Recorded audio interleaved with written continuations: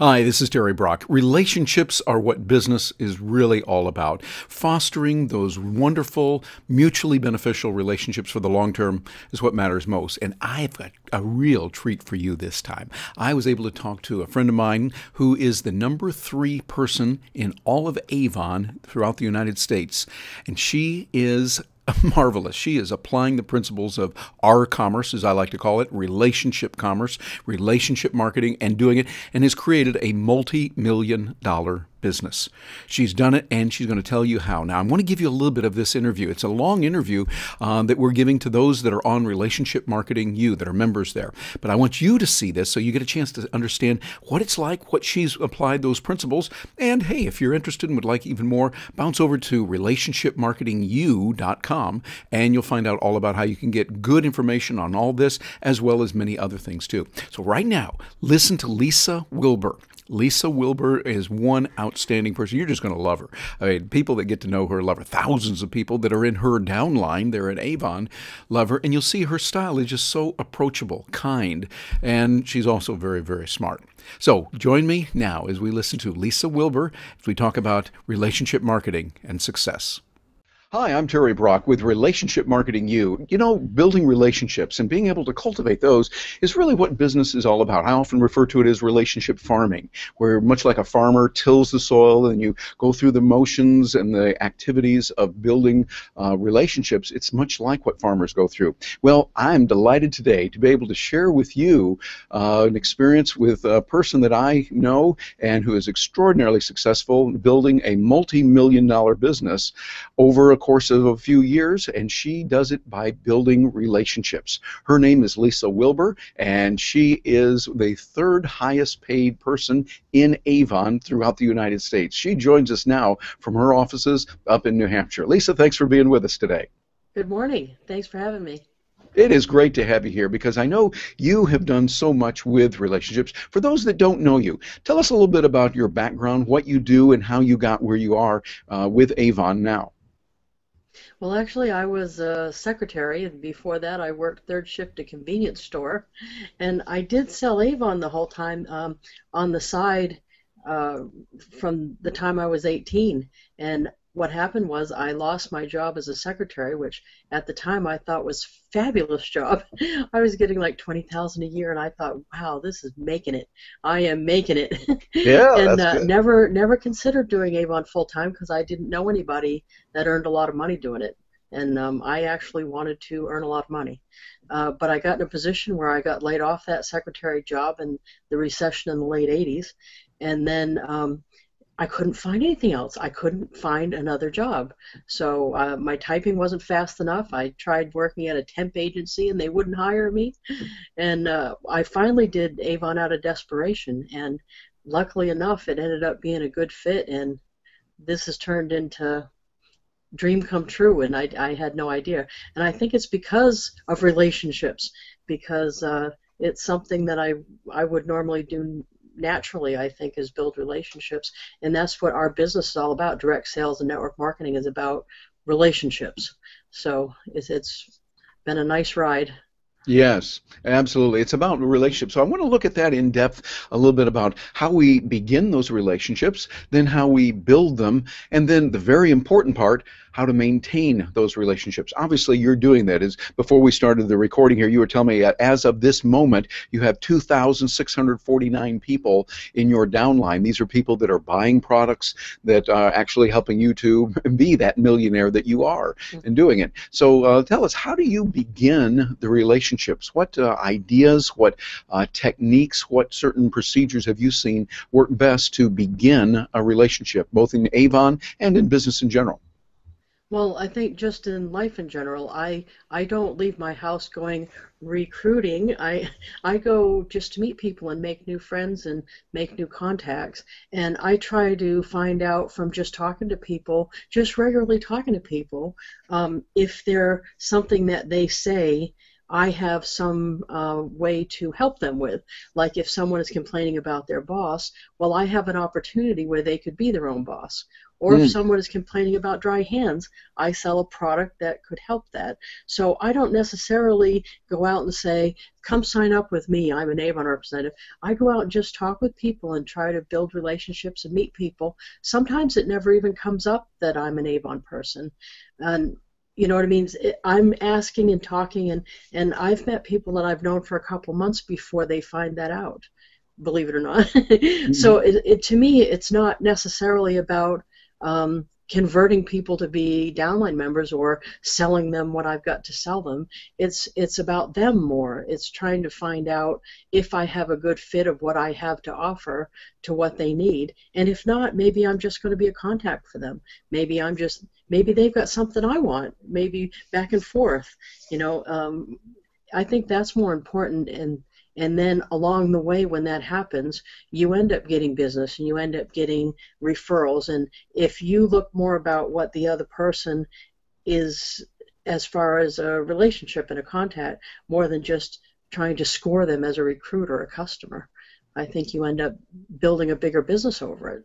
Yes, I agree. It's wonderful to hear you say that because that's the kind of thing I've believed and have taught for many, many years, that it's not about going out and trying to grab people and treating them as a prospect. I love the way you say it in the works that you've written, where you say don't go out there prospecting, but rather just go out to see people and make contact with them in a positive way, helping them. Like if I've got dry hands and that's hurting me, and where you are up in New Hampshire, that can be a big issue. The summer really is. You're providing something that'll heal. By the way, here's something that'll help you, and you put this on there, and voila, you're feeling better, your life is better. And then it might be that we say, okay, later on, I want to know more about this. I use a lot of it myself. I'd like to help people also. How can I become a representative as well? And that way you would win, they would win, and other people do. And I love the way you're doing. I talk about that in my book. Matter of fact, hang on just a minute. Right here in the study, and I happen to have a shameless Oh, plug here, my nice. book on R-commerce, where I say relationship marketing, it's not about the e-commerce, the electronics, it's about the R-commerce, and I talk about a lot of those kinds of things in there. So what you're saying really works on that, but how do you actually turn that into business then? Over a period of time, some people have complained, they say, well, no, all you're doing is just making happy talk, and you're doing this. Where do you bring in the element of business and be able to monetize that, since we all have to eat and we've got to find a way to make money? Well, I am a marketing person too, so you don't have to know me too long before you see the badge I'm wearing that says I'm an Avon representative, or my car has a car wrap on it. So if you go anywhere with me in the car, we all of a sudden are in an ad. So, I mean, they do find out what I do. I just don't try to make that the center of the universe. So yes, I do talk about things like if something came out that I really liked, like we have a new purse that I really like. I do show people because I'm carrying it. And I say, oh, you know what? They came out with this new thing, and I show it, but I Yeah. don't say, do you want one? I'll put you down for three. You know? Yeah, and with the opportunity, I think it's the same thing. I mean, I don't want to talk people into doing this because that never works. They don't stay. What I want to do is if someone is looking to earn money, I want to show them what I have to see if it's a fit or not. You know what I I mean? like that. So I'm not trying to convert people. And even when I do get a yes, when I'm doing an appointment, I'm worried more about building the relationship with the person and finding out what they want out of a business and whether they have the tools to run a business than I am about the checklist that the company gave me that we should cover in an appointment. So I don't necessarily worry as much about the checklist as I do about the other person.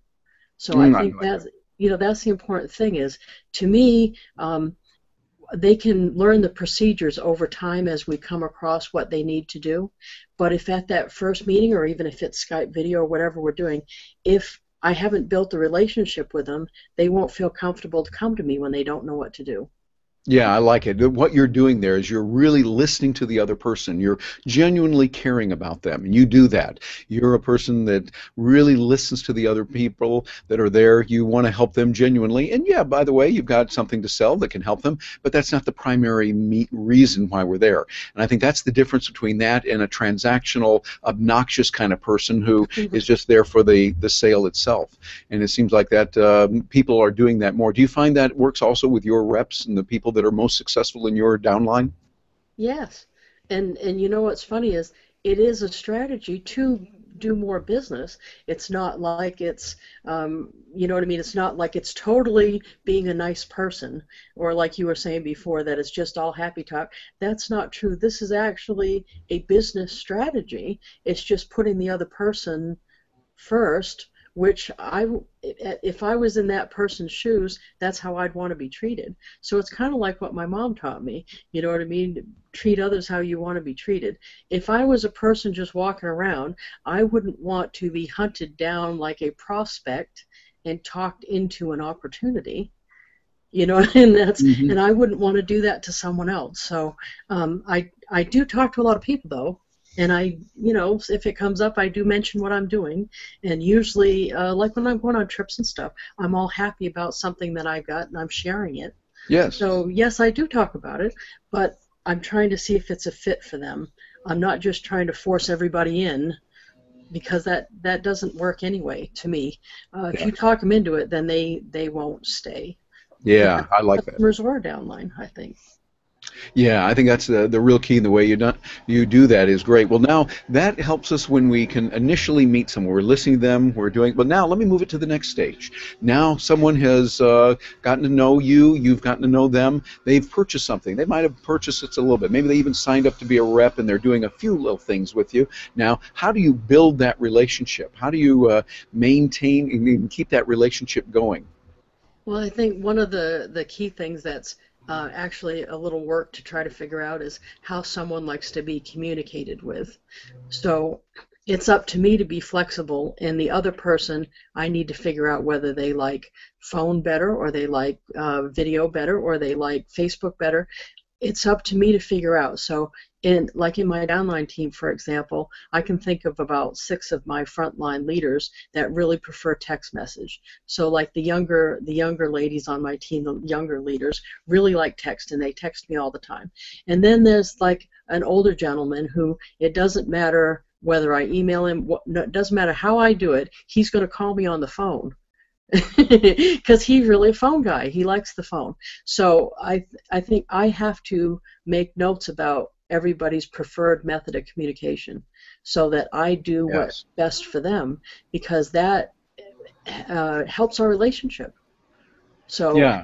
you know, to do a little research and figure out what's best for the other person for communication, I think I is love it. one of the I love the keys. way you say that. You want to find out what works best for that person. Gina often tells me that, and it reminds me, and I believe that strongly, that some people I've met, for instance, I have a real good friend who does not like video.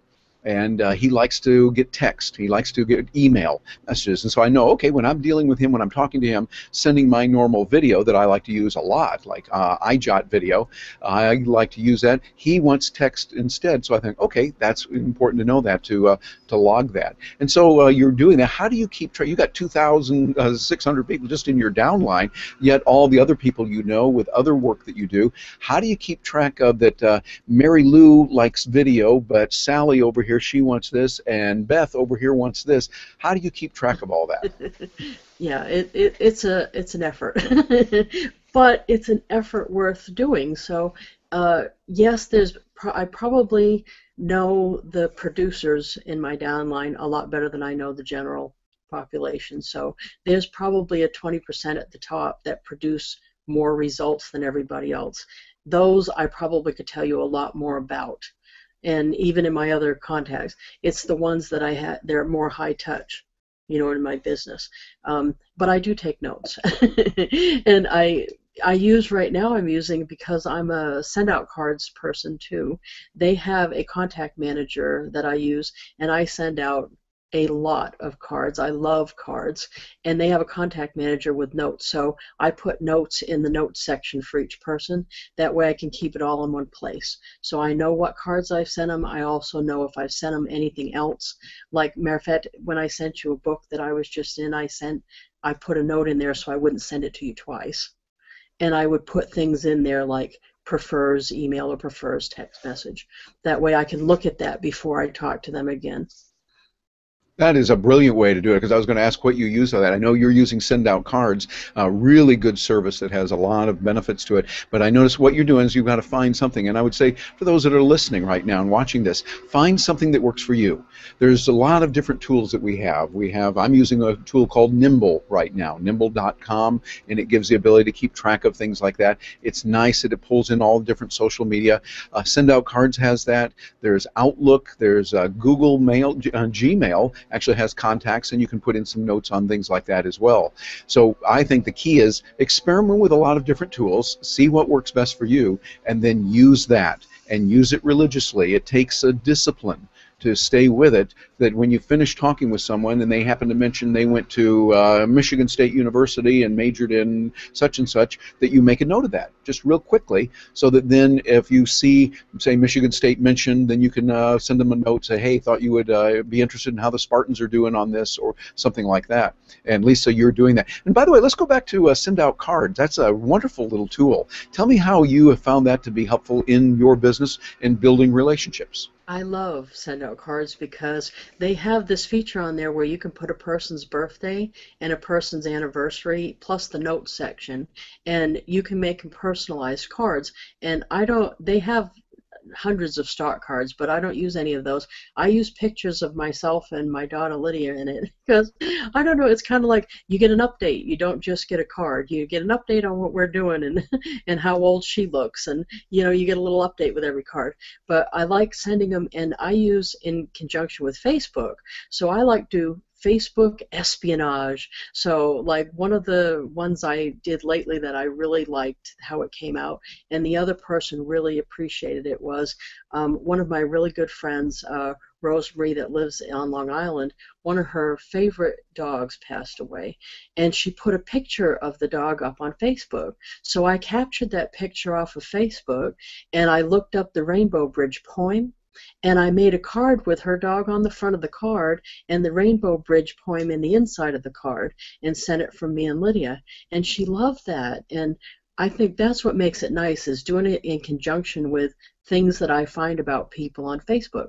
And so many people list their birthdays, and then in the news feed they'll mention their anniversaries, and I can log that into my send out cards and send them appropriate cards when it comes up. And Yes. it makes me look like I know what I'm doing, when it was really like espionage. Because before send out cards, I was like the worst person about sending cards. I never could get it right. And then in send out cards, once you put it in there, it sends you an email and tells you when to send the card. So it also, right now, I have somebody that helps me do it too, because of the volume I have for my downline. So it's something that once you design the card, you can make it personal for each person, because it has the merge feature. And you can have somebody else help you if you do hundreds of cards. Yeah, I So like I that, love it. because as I hear you talk about that, one of the things that comes through very, very well and very positively of what you're doing, you're personalizing it. You're Yeah. making it for that person. One of the things and you and I talked about this a little bit before, what I was concerned about with Send Out Cards is I've seen some that have just a standard template, Yeah. and it's just a, hi Terry, Sam, and I think, well, Sam, this is no big deal. I'm not impressed with that any more than I'm getting just a standard. I don't get impressed with a mass mailing, a bulk mailing that somebody's sending. But what I do get impressed with is somebody uses a picture. Like you go out to a Facebook page, you got the picture of your friend's dog, and then you got that poem, you hunted around to find that, and you put that in there, and that made a very favorable impression by using the combination of Send Out Cards and being controlled by your emotion of love and care and trying to really help that person. That was really the way that you did it very well. Well, in birthdays, it's a little more challenging because there's so many of them. But I designed the cards. I mean, I believe you gotten one from me, a birthday card? If not, I think so, yes. okay. I've enjoyed the cards that you have sent, like at holidays, and you put customized things that I know you took some thought to put into that. That's really important. So how some people do like an update letter every year in their Christmas card, we do like a picture update. So there are some little words in there, but Lydia and I each have, like, you can do a trifold card, and Lydia and I each have a panel. So we pick out which pictures are going to be in the. So it's kind of like a letter, but it's pictures, and I like that because I think a lot of people are interested to see what we're doing, and we pick out the highlights from the year, and her and I do it together. And you can make it so that it says your name in particular, the person you're sending it to in particular. So I even though it's a card that a lot of people got, I still think it is personal because we designed it separate. We just didn't buy a box of cards and sign our name to it. Yeah, I like that. I think it's nice. Also, another nice thing about postcards, think about it. You cannot throw away a postcard without at least looking at it.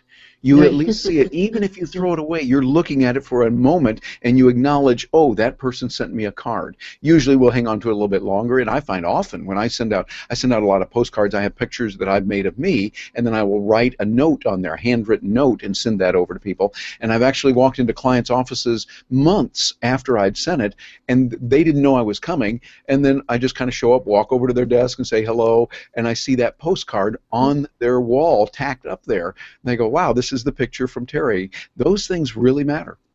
Well, and think about it from a direct selling point of view in network marketing. I attend a awards banquet. I take pictures of my downline members receiving their awards, and then I send them in a card with their pictures in the card. So they're not throwing away those cards because it's them in it. They really like that. That one guy, the guy that always calls me on the phone, I sent his, and you could put like a little cartoon crown on his head. Oh, he got the biggest kick out of that one. Yeah. And it just makes it nice. And in send out cards too, you can put a QR code. You can create a QR code, so you can do a video. So in the last Christmas update card Lydia and I sent out, she recorded a video that everybody could watch in it too. So it was kind of cute too. Something different than a lot of cards that we got. We got a lot of cards that just had actually their name printed. They didn't even take the time to sign their name. Yeah. They got cards and had their name in it, and we wanted to do something more personal than that. I like that idea. The key is personalization, and like you say, some people really like to put that crown on their head because I know that I am the king. There. See, now I'm able to use that Google little thing that's in there. Yes, that's fabulous. Business. Well, here we go. There are other times, though, I like to just clown around, and I'll do that, from time to time. We put those in there, but they're fun, and those are part of the features, by the way, of Google Plus Hangout. One of the things, by the way, I've noticed that I'm not doing. I'm going to go ahead and do it right here live, is putting in my lower third. So there we go. The lower third is now there. You should see that, and that's a part of what we have in Google Plus Hangout. That's from the Hangout Toolbox that puts that in there. Those of you that are watching this and thinking, hey, that's great, because I know our people that are watching this are interested in using technologies and what's available. Having the lower third, like we have right there, we can put that in there, and it works out really nicely with Google Plus Hangouts. And again, it's a free little tool that's there. But I love what you're saying, Lisa. You're talking about people connecting with people. You use the technology. You use tools like the wonderful send out cards, being able to do that, but you go beyond the extra step to make sure that it's something that people really enjoy. I've noticed I've had other friends that, like for instance, we might go to a luncheon, and we have a luncheon with them. We get a picture taken on their card, and then they take that picture and send a postcard saying, hey, it was great to see you at lunch. Here it is. And it's something we look at and go, wow, that sure is nice. Matter of fact, one of our friends, Diane DeResta, from up in New York. Hi, Diane, if you're watching this. Where she sent those cards. We really appreciate it. Gina and I joined her in New York City, and we had a luncheon, and she took that and sent it down.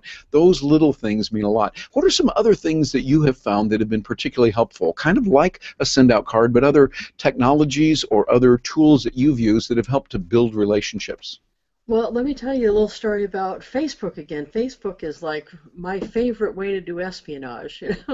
For It's good. for downline members, this one story that happened recently. I have a new leader. She's been in my team for about 8 months, but about a couple months ago, she raised her hand and said, I want to be a leader. I want to build a team too. So I've been working with her more often because of that, and so we're connected on Facebook, of course. And I watched the things that she posts on her wall. And one day she said something about she would really love to have one of the old, it's a Barbie doll that was an Avon representative Barbie doll that was a special edition from about, I think it was about 12 years ago. And she really wanted one. Now, I intentionally didn't like the post or comment on the post because I didn't want her to know that I saw it, because I have some of them here in my like secret stash of things. Mm-hmm. And when she made her first promotion in our company to unit leader, I sent her one because of what I read on Facebook. I wouldn't have known she liked them if I hadn't read that on Facebook. So it's like espionage. Yes. And she was so excited when she got it. She took pictures of it and posted it, and she was just thrilled to get it. And I think it makes it nice when you can look on their page and see what they do like, what they're into, what they like to read, what they like to go for movies, and also their kids' names and how old their kids are. She actually has a daughter that's a little bit younger than mine, so I know the things she's going through, and it's nice to be able to look and get a sense of her on Facebook so that the things I give her and offer her for incentives for work are appropriate. You know what I Yes, mean? I And think things that that is she really likes. absolutely. That's the way to do it.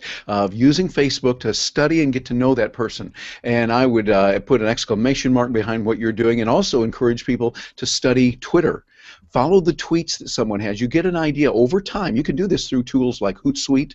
You just say, okay, I want to follow everything that this person has tweeted about or retweeted. You get an idea of what they like, what their opinions are, their political or religious views, or a lot of things about them. Notice the kind of things over time. And of course, LinkedIn is another great tool to go and find out someone. Of course, read their profile, get a chance to know what they like and what they enjoy, what they don't like. If they have strong opinions, good idea to know that. I found it very helpful to look at certain people and you find, oh, they've got a political view that is over here and mine might be over here in a different area on that particular subject.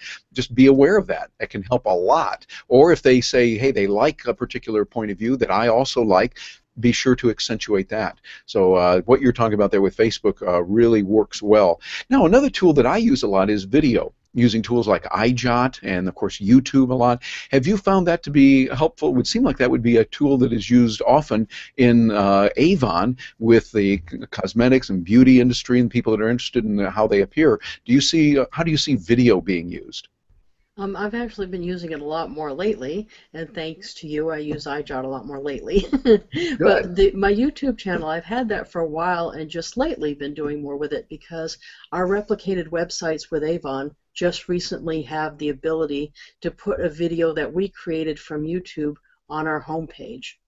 So we're able to make videos about a product, for example. And Lydia's been getting a big kick out of making videos with me. Lydia is my 8-year-old daughter. Mm-hmm. And she'll show a product and we'll put it up on the page and get a lot of our customers talking about it that way. So they just recently started doing that. I started making videos for my downline team members talking about different things. Like about changes or staying motivated, general information, not just specifically Avon situations. But I find that it helps the relationship when they can see that I'm just a regular person. Mm-hmm. You know what I mean? Sometimes like I'm a high-profile person within Avon, so they see the numbers and they don't realize that I'm just like them. There isn't really anything different. I've just been at it longer. Or, you know what I mean? They think of me different when they realize that I'm just like them. And I think that's a better way to be, is more transparent. That's why I post things and share my life with Lydia and, do things like that, not to a nauseating extent, but, Mm-hmm. trying to be open about my life and share, so everybody realizes I'm just like them. Yeah, I like that. Using video helps people to see, hey, that's what you're like. I often like sending out the iJot video, particularly when I want to target a particular person because they see, hey, this is not a form letter. This is really me. Yeah. And as a matter of fact, I use that often in my business journals columns. We've got 43 papers around the country, and we have about 40 million downloads every month. And so there's a lot of people doing it, but I still like to find those people that take the time to send me a note, and I'll either reply back to them personally or when I can send them an iJot video, it's personalized. They know it's really me, and there wasn't some apparatus behind of somebody else doing it and sending that out, making it really personal. So I see those are important for building those relationships and keeping them going, maintaining the relationships. All of that is very important. Here's another area, though, that's a little bit sticky. I often talk about relationship marketing is very much like farming and relationship farming. An article I just wrote for Business Journals this last week where I talked about 3 elements of farming that are related to what we do in business. That is, farmers always have to deal with the weeds, they have to deal with weather, and they have to deal with what I call the wascally wabbits.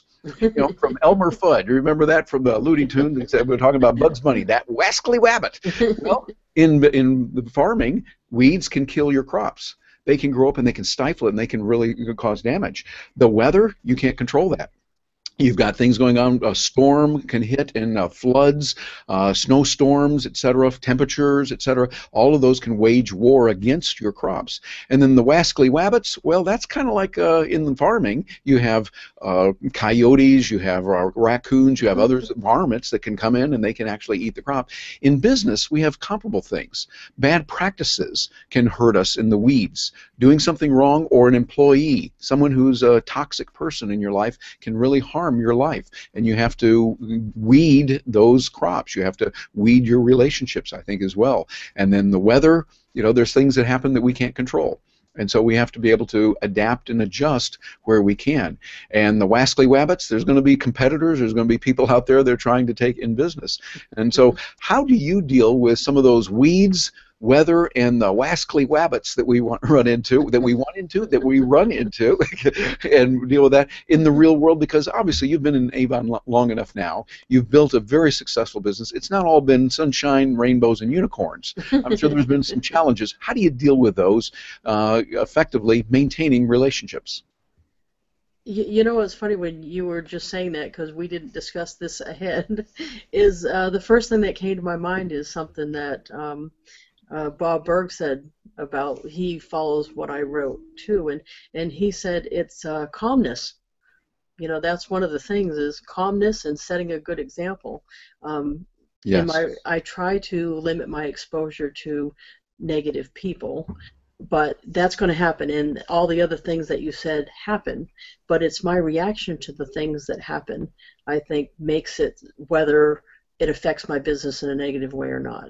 So yes, I do try to limit my exposure to bad things that could hurt my business or hurt my personal life, and I also stay calm no matter how bad it is.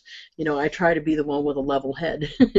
And you wouldn't believe that that does make a lot of difference, because team members will call me and act like the world's going to end because they had 3 lipsticks in their box instead of 4, and they ordered 4.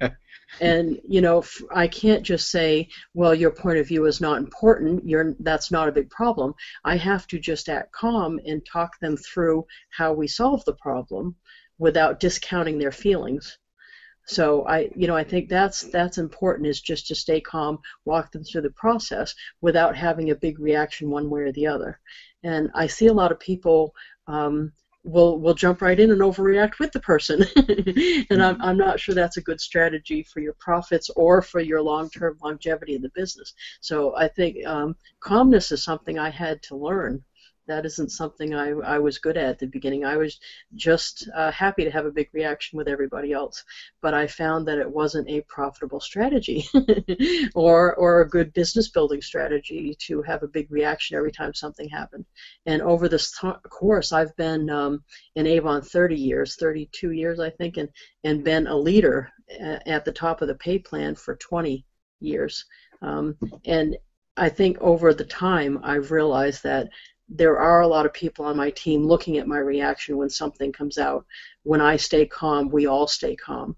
And Mm. so I think that's the thing, is stay calm, just go through and get the work done, and that keeps everybody, together and moving forward. Yeah, that makes sense. Staying calm, no matter what, is very important. I learned that as a young child. I remember studying martial arts. At age 12, I started studying Kodokan Judo and stayed with it. Actually, it helped me earn money through in high school and work my way through undergrad school teaching that.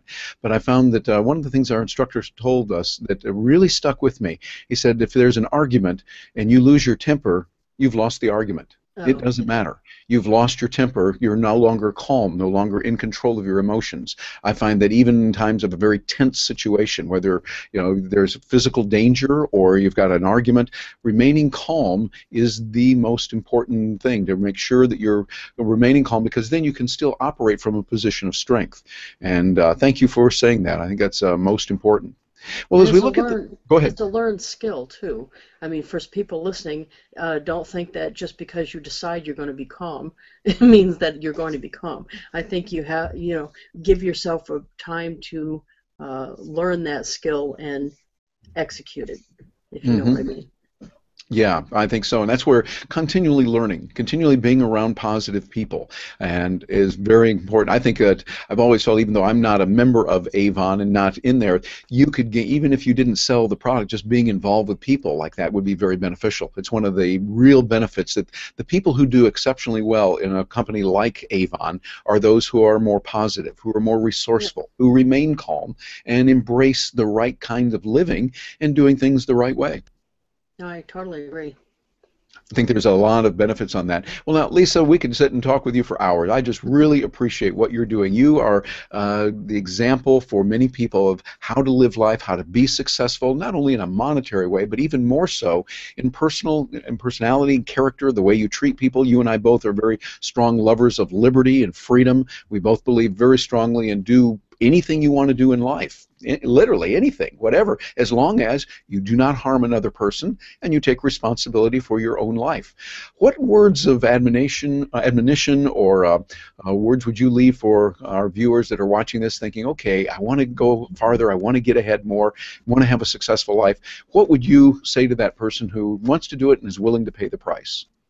Well, I can tell you the one thing that changed everything for me was I was living in the trailer park, driving a Yugo, eating macaroni, and I thought the world was happening to me.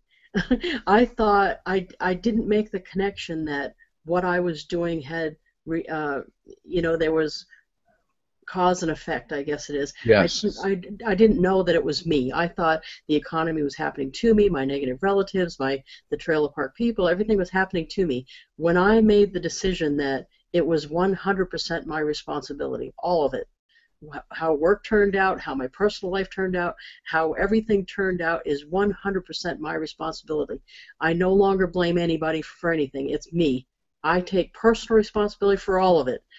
Everything changed for me. And I mean, if there was one thing I would encourage other people to do, is take 100% responsibility, because it will change your life in a way that I cannot even tell you. And it's such a freeing thing.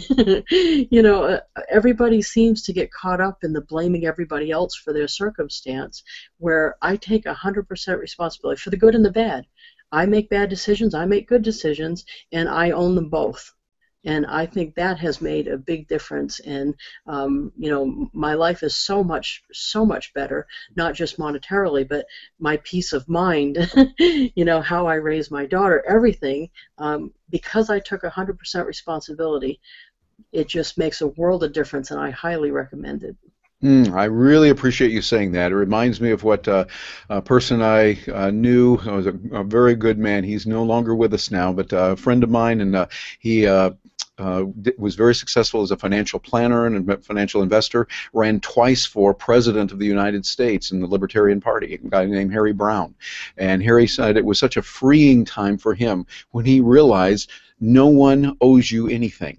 You know, at one point, some people might think, oh, gee, that's bad. But no, if you realize I've got to be responsible, like you're saying, it's up to me. If it is to be, it's up to me, as the old saying goes. And assume that responsibility, always doing what you can to figure it out. I think too often in our world today, people say, gee, I've got to write my congressman, or I'm going to write my senator, or they should do something about this. And that becomes such a frustrating life because you're always waiting and dependent on other people. I think what we've got to do is, as Teddy Roosevelt said, he said, do what you can with what you've got right where you are. And I think if we take that attitude, personal responsibility, like you say, that seems to be, and I've seen it over and over, the very best way to do it, realizing nobody owes you anything, even to be nice to you. If you go in with a, well, they ought to be nice to me attitude, you're going to be disappointed because they're going to do something that either is intentionally bad or you're going to perceive it that way eventually. So always look for, how can I do something on my own, take responsibility here, and make it happen. Boy, Lisa, that is really profound. Thank you for saying that. Thank you. And it's not just the government, it's your company too. When you work for any company, or a network marketing company, or a direct sales company like I do, I'm 100% responsible. I don't look to them and say, what are you going to do for me? What are you going to give me? You know what I mean? And I think that's so important. I think that's made a world of difference. And I Absolutely. really hope if Lydia gets nothing else from me, that's what she learns from me, is that to be 100% responsible for herself. I boil it down, and I told her, she said, what's the point of life? Can you believe an 8-year-old asked me that? Old, she's asking that. Yeah, I know. And you know what I told her? I didn't know how to put it in 8-year-old terms, so I said, to be able to tote your own load. I like it. That's tweetable, Lisa. That's tweetable. The purpose of life, to be able to tote your own load. Well, I know that sounds kind of strange, but for an 8-year-old, she got it right off. She said, oh, okay, I get it now. Well, Lisa, you're not only toting your own load, but you're also helping us that experience life with you and get a chance to know you by reading your material, by listening to what you have to say, by being in your organization. Those of us that do that are able to tote our own load much better because of you. And so I'm not going to let you get away without telling us how we can get in touch with you. I know you not only work with Avon, but you also have a company that provides rich resources of learning that is available to anyone. You don't have to be an Avon to get this. You can if you're an Avon, but it's also available to the world. Lots of good learning. How do we get in touch with you? How do we get access to that? Yes, thank you. I have the most active thing I have right now is a business Facebook page. I post often. I post thoughts and links, and that would be facebook.com/winnerinYou.